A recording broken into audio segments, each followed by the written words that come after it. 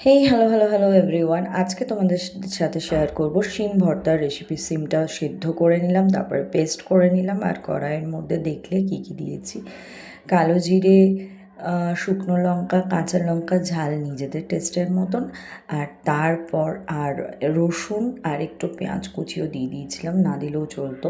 তো আজকে ননভেজের দিনে রসুন আর পেঁয়াজটা না দিলেও চলবে, দিয়ে পুরো পেস্ট করে এটাকে পুরোটা ঘোরাতেই থাকো। এরপর তোমার হাতের কাজ, যতক্ষণ জলটা মেরে একদম শুকনো না হয়ে যাবে, তেল উপচে না আসবে, ততক্ষণ পর্যন্ত জাস্ট নাড়াও আর নাড়াও। আর এমনিতে তোমরা বলো কিন্তু আমার রেসিপিগুলো কেমন লাগছে, আর কে কে আমার রেসিপি যেগুলো আমি করছি সেগুলো কে কে খেতে ভালোবাসো সেটা বলতে কিন্তু কেউ ভুলো না।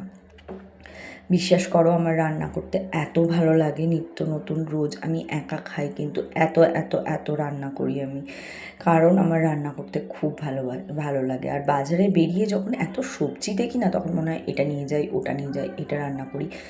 রান্না করে করে পাঠাই মাকেও পাঠিয়ে দিই।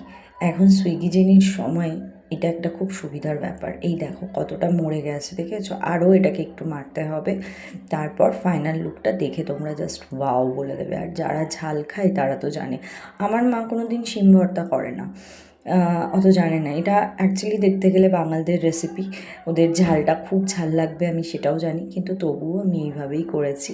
জানি না কেমন খেয়ে ওরা বলবে, ঝালে পুরো অবস্থা টাইট হয়ে যাবে, আর আমার একটু ঝাল খেতে ভালোই লাগে।